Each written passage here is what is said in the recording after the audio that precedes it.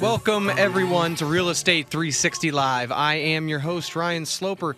For those of you not familiar with the show, my guests and I will cover every angle of real estate under the sun, from interest rates to the economy to what's happening in Washington. Anything that affects our local real estate markets will be covered here. If you got credit issues, you can call me. If you want to refinance to the lowest rates in U.S. history, you can reach out to me. You've got questions, and I've got the answers, whether you're looking to potentially sell your home or buy a home, or are in a situation where you're in a distressed situation where you can't make your payments anymore and you feel like you're headed down the path of going into foreclosure. We can prevent you from doing so, and all you have to do is reach out. It's 877-245-2030. That's 877-245-2030, or you can visit online at realestate360live.com. That's realestate360live.com. And make sure you tune in and join us every Monday at WNEW 1580 AM from 2 to 3 p.m. in the afternoon. Remember, if it's real estate, it's covered here. Got a great show lined up for you guys today. A lot going on in the markets, a lot of stuff going on overseas in Europe. We're going to jump into many issues. And joining me on our panel to discuss these many issues of what's going on in the markets this week and what happened last week is Louis Cammarosano, who is the general manager of HomeGain. Louis is often cited in the media as an industry expert in the Wall Street Journal, Forbes, CNN Money, Fox Business, Smart Money, MSN, and numerous others. Like I said, he's going to help me break down the issues of last week and moving ahead to this week that can affect you and your real estate decisions. Louis, how you doing today? I'm okay, Ryan, and yourself? I can't complain. Just another day. It's raining outside, so it's not that nice. But is it sunny out there on the West Coast? That it is, after a little bit of early morning fog, which has since lifted. Nice. Well, I want to jump in initially. Obviously, last night they had the crucial Greece elections. And it was actually with the center-right New Democracy Party receiving about 30% of the vote. And you and I pretty much figured that this was probably what was going to happen. The results of this elections will obviously likely probably keep Greece and their struggling, ailing economy from actually exiting the Eurozone at this point in time. And a lot have said that this obviously would have been an economic tsunami. But it's no surprise to me that this continuous kicking the can down the road is going to continue. What are your thoughts on it? Well, the Greeks really didn't have much of a choice. They had the Hobson's choice where they're going to lose either way. They could have gone the route of defaulting and then putting their faith in their own currency, the drachma, which would have seen the drachma probably would have been devalued 60% to the euro. So the other option they had was to stick with the euro and this austerity, but if they had gone out of the euro, they would have had austerity anyway because their money wouldn't have bought anything. So given the choice, it looks like they decided to keep the party going because they had low interest rates as a result of joining the euro. They had access to cheap capital. They were able to do a lot of spending and borrowing that they otherwise wouldn't have been able to do. And so they voted to keep the pub open past closing hours, past happy hour, because the EU is willing to lend them money, and the EU itself doesn't have money to lend them. The Italians have to borrow money now to pay them, which puts further strain on the Italian finances and the other countries too. So you're right. This is just piling debt upon debt, but it's the one that has the least impact short term on the people of Greece. So that's what they went with. However, this is going to come up again because they're going to have to re-look at what austerity means, how much money they actually need, and then again, there could be an election in a few months where they decide maybe this isn't all it's cracked up to be. At some point, one country is going to bite the bullet and just go on their own and default explicitly on their debt rather than spreading the debt around and having everybody participate in a default through debasing the currency. When that happens, then there's going to be a lot of problems in the world economy. But what they've done now is they've kind of patched it up for now. Right. Yeah, it's a Band-Aid fix. But it helps, for our listeners, though, Ryan, it does help with making the dollar appear stronger. Yep. It does make the interest rates stay low in the United States. So it's good news from that perspective, even though long term no one's willing to take the medicine, and it's not going to work in the long term. But for now, it's being received as positive, even though it's not permanent. Yeah, and it's a great point, Lewis, because, listeners are often, I get a lot of emails from listeners asking, okay, well, that's great. Why do I care about what's going on in Europe? Why is that really relevant to me? Well, it's always good to keep the pulse on what's going on throughout the world markets because it does have a direct effect here. And as we've seen over the last couple of months, we've had an influx of money from overseas, Europe and Asia, where they feel like the stability is really in the United States and the U.S. dollar, which you and I talk week in and week out, Lewis, is that, it might seem like it's the only place for people to put the money because everywhere else is so in such dire straits.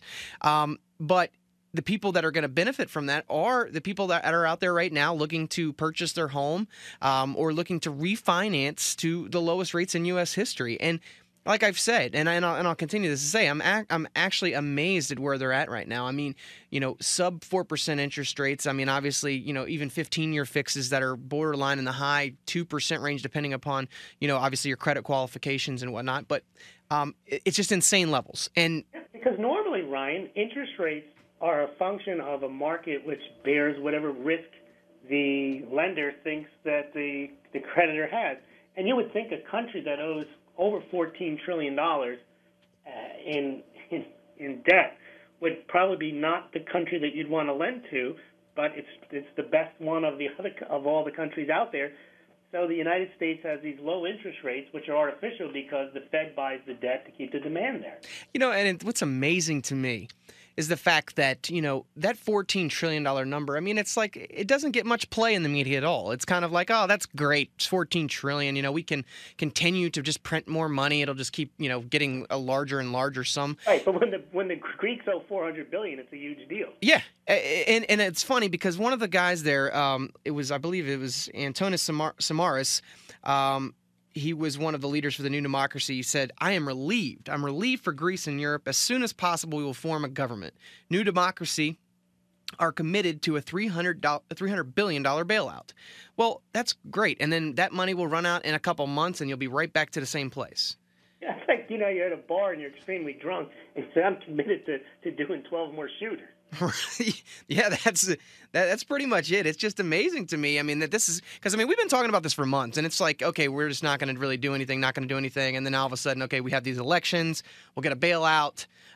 In the U.S., all amidst of all of this has been the one that's benefited, and we've got money pouring in. Obviously, the stock markets were rallying, but mortgage interest rates, the treasuries are ridiculous lows right now. Well, they're talking about this week now. I don't know if they'll do it, but if they do some kind of QE3, it might be a combination of buying treasuries, even mortgage-backed securities. Yeah. Where does the Fed get all this money? It doesn't. It just prints more money and, in effect, debases the currency and makes the money that they pay back to people worth less. You're listening to Real Estate 360 Live. I'm your host, Ryan Sloper, joined by my guest, Louis Cammarosano, the general manager of HomeGame. Let's actually. What do you think's going to happen, Ryan? Do you think on Wednesday they're going to announce some form of easing?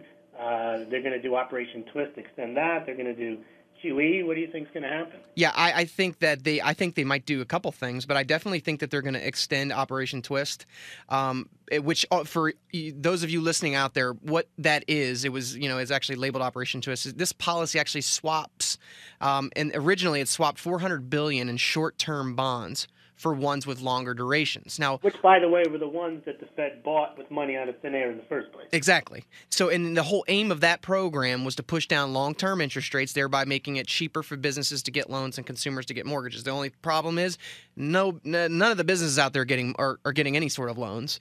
And mortgages are tight. And mortgages are very tight. So, it's great that we have interest rates that are extremely low, but it's like banks don't want any risk. So if they're going to be giving loans out at these rates, they're going to make sure that every I is dotted and T is crossed. And if, something comes up that's even somewhat fishy, whether it's on your credit report or your income, don't think that you can't be denied. Later in the show, we're actually going to go through some of the problems that I've from listeners and other people, people trying to obtain mortgages, whether it's to purchase or refinance a home, and the problems that they're having. Obviously, there's rules and guidelines that are set up front, and you would think that as long as they follow those, that you would get your loan through, but all these banks and lenders are having overlays to basically say, well, that's great that that's the FHA guideline, but we can put an overlay on top of that to just say we don't want this loan. And it's very frustrating because what that really boils down to is that people out here, that, have been making their payments on time, doing everything in their ability to stay afloat. And they try to refinance to the lowest rates in U.S. history, and they can't. And it's very, very frustrating, not just to them, but to me. I mean, I hate not being able to see people take advantage of these low rates because, Louis, you and I talk every week about how important it is to fix in your cost of shelter long term. And, where the rates where they're at right now, I mean, it's just incredible. But you're right. It's frustrating that you can't do it. And that highlights the fact that the interest rates aren't being kept low for the consumer or for the general economy. It's for the banks. It's being kept low for the banks. Yep, absolutely. And for the United States government, so that its cost of debt service doesn't run out of control because the debt is already out of control, the $14 trillion we talked about, plus the unfunded liabilities, which are not even included as part of the debt, which includes payments that you have to make to Social Security and other entitlement programs. Yeah, and and also, when they pay Social Security, there's an inflation adjuster on there, so they want to keep that down low as well.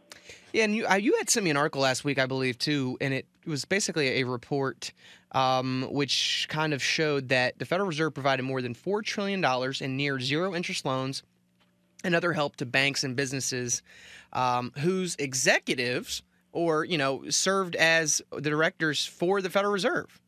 And at least 18 current and former Fed regional bank directors had direct stake in the $1 trillion bailout, given that they were also, had some sort of maybe seats on the board with these banks. And one of the prime examples was obviously, we've been talking lately, was Jamie Dimon, who's the chief executive officer of J.P. Morgan Chase.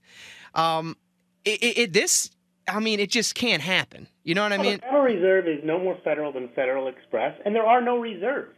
None. It's whatever they decide to print up to pay whoever they decide to pay. And, we always are talking on the show, Louis, about the printing of money. We're actually not physically printing the money. We're adding zeros to bank accounts.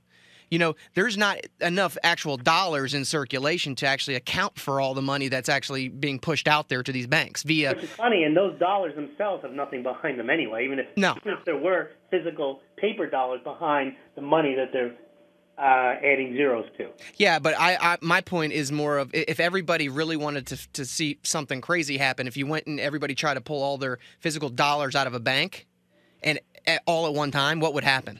Well, that would that there wouldn't be enough, but under fractional reserve banking, banks are allowed not to have, I think, 10. They need only to have $1 on hand for every 10 that they lend out. Yep, it's 10 to 1. Which my whole thing is that it should be 1 to 1. You can only lend out what you take in. I mean, it makes sense because if you can only spend $1 when you make it, right? Sure. You have when you have fractional reserve banking based on $1 based on nothing, then basically it is all people just agree that there's value there. Absolutely. And the problem with that is if you're dealing with confidence, if that confidence is lost, you can't back it with anything. Once confidence is lost, it's lost. Yeah, that's what happened in Greece, but why wouldn't that happen all down the line in all the other countries that owe money where their currencies are not backed by anything and they're constantly adding more of them into more dollars or whatever the currency is into circulation? Yeah, it's a valid point, and I'm not really sure. Like I said, I feel like a lot of what's going on, there's more to the story than what we know. Obviously, the Fed, I believe, is backstopping not just the United States economy, but is backstopping the world. I mean, really, it's so intertwined. The European markets, the Asian markets, basically with the dollar being the reserve currency of the world. I mean, it's going to take a country that basically says, you know what, we recognize the position that the United States is in, and we've deemed that this is ultimately a bad investment. We're going to lose all of our money. And until something like that happens, which I don't see happening for a while, right. We'll continue down this same path. The Fed's going to continue to say, oh, that's great, we'll print more money. Fed's going to come in and say, hey, we're going to do this to stimulate jobs, which we know it hasn't worked in the last 4 years. Why is it going to work now? Right. So, Brian, when that happens, though, let's relay that to real estate. If you're holding a mortgage 5 years from now, and there's a lack of confidence in the U.S. dollar and interest rates go up, you can pay back those dollars very easily. The $3,000, the $2,000 you have in mortgage payments will be very easy to pay back. Yeah, you got it. Well, we're coming up on a break, Lewis. When we come back, we're going to jump into the problems that people are having while trying to refinance their home loan and what they can do to get their loan to go through when we come back. Stay right there.